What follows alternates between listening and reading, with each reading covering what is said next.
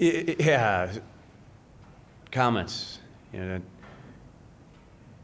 I would say this, and everybody in that locker room, and we feel you feel let down from the standpoint of we want to accomplish a winning season 2 out of 3 years. Program headed in the right direction. It is headed in the right direction, but it isn't today, and so that hurts. We weren't going to shy away from the fact that was very important to us, and then when you play the way we did, it makes it even harder. And when you look at that, when you say, hey, okay, you play the way you did, the very first person you better look at is the guy in the mirror. And to me, that's on me as a head coach, to make sure that these guys are ready to play and play at a high level. And we didn't do that. We didn't get that done. And so frustrating. It's some uncharacteristic play. When you see drop balls and just the lack of execution, offense, defense, and special teams. So that's the frustrating part. We did talk about our team starting fast, and again, that was something that we didn't do. And you have a team that had won 2 in a row, so you get a little confidence. But then, if you have that ability to start fast, you can start to get some doubt again within them mentally of, okay, here we go again. And we added to their motivation with our lack of ability to start fast. So and we just could never really threaten them offensively to get the momentum back in our favor. We were able to get a few stops here and there, but to really swing the momentum, we just never really got there. The fact that you don't have another game this year, and when you lost to Dartmouth, you were able to come back and win. When you lost to Butler, you were able to come back and does that just make this one sting all the more that you have to kind of marinate on this for a while? Yeah, Paul had a great question, and that was my message in the locker room. It's like it's hard to go in there and articulate how you feel because you don't have that game to say, guys, we didn't do this well, this well, this well. We'll still have to go back and watch the film, but we know we can go back to work and fix what we need to fix. But I guess at the same time, walking off the field, I did say to a couple of the players, hey, remember this. And I'm just a firm believer in that. Like, that should motivate you. You want to have that in your mind of, when things, you got to get up at 6 a.m. and those things should motivate you to obviously want to take that next step. And our program will. It will take the next step, I promise you. But we have to play better than we did today. And, the one thing that we have to do a good job of is, and it's 2 years in a row now, Paul, is the focus when you're leaving campus. It's Thanksgiving break.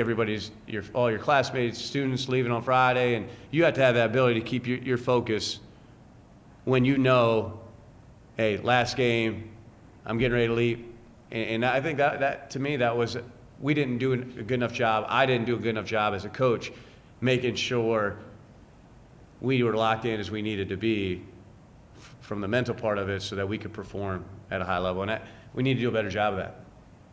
That Moorhead game last year, did that become a theme at all during off-season workouts or anything? Do you imagine putting 24-0 pictures up in the locker room and reminding them about this? No, we didn't last year, but the one thing is when we talk, we go into winter workouts and we do go outside during the winter. And obviously if the weather, we have certain rules we have to follow, but when we're allowed, that's going to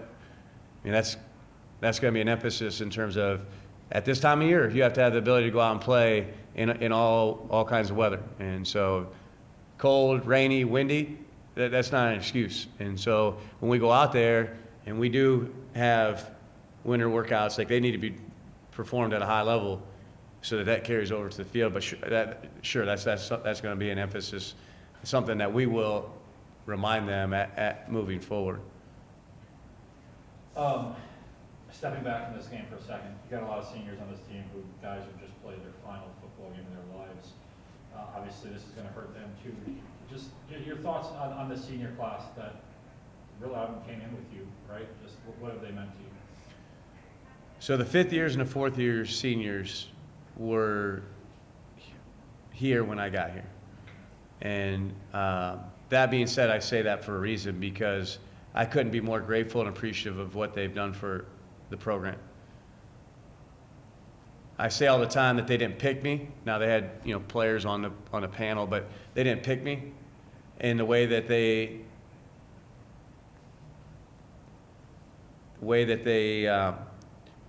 accepted and believed in our staff and our way of doing things, I couldn't be more thankful and appreciative of who they are and what they represent. I just told them in there, I couldn't be prouder to be their coach. I couldn't be prouder to be at Valparaiso University.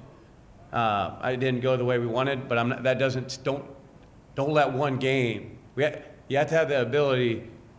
5 years, 4 years, one game. One game wasn't very good. It was really very, very poor. But what 5-year guys did consistently over time, what 4 years guys did consistently over time, I would hope that everyone feels the same way I do in terms of the gratitude and appreciation that they've given to this program. And so I can't put into words what they mean to me. I told them that. But, you know, I couldn't be prouder of who they are as people and as football players, students, in the way they represent this university. I guess my final question, and maybe it's not even a fair one for right now, but I mean, what do the next couple of weeks look like for you in this program? And I mean, it's not scholarship football. Do you have to re-recruit all of your guys every year? Just kind of what's the process look like over the next couple of weeks? I told them this. The first thing I told them is, go home and enjoy your family. It's Thanksgiving. I said, we get to play the game of football, but in reality, that family piece of it is so much more important. The game of life is so much more important than the game of football. And I don't want to diminish what just happened because right now I'm very frustrated. But those guys traveling safely, they getting home to spend time with their family. That to me, Thanksgiving. Being thankful for that. But at the same time, when we get back, you know, when they get back from Thanksgiving break, they have a week off.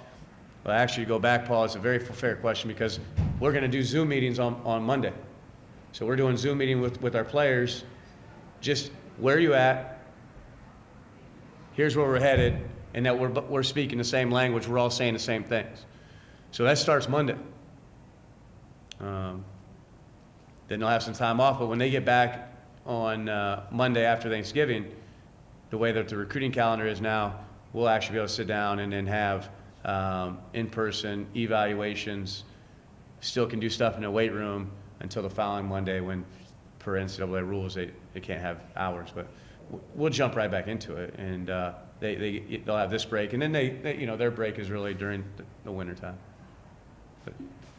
Thank you very much. Just one record pretty quick, if you don't mind. Talking about taking that step forward with the program and looking at some of these younger guys you have that saw snaps and saw minutes, and Jake Birmingham led in tackles again today. What do you expect out of those guys in terms of the offseason and developing and using this season, this experience to help take your program where moving next year? Yeah, I would say this is we'll take the next step, and I don't mean to be arrogant.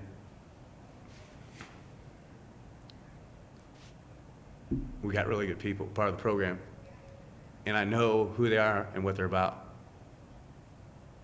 and it's important to them. So saying that, and I apologize, but we talk about these guys. When you say that, like, they'll do what we ask them to do, and we'll work them really hard. I told them, I said, if you think what we've done in the past is challenging, we're even going higher, and they'll respond to it. And so you have really good football players who are willing to put in a lot of work. Good things will happen, and I mean, we're right there. I think sometimes losers say that. They're like, "Oh, we could have won," but it's, you know, we have to find ways to get it done. But if we take the next step, when we take the next step, you know, it's, good things are going to happen.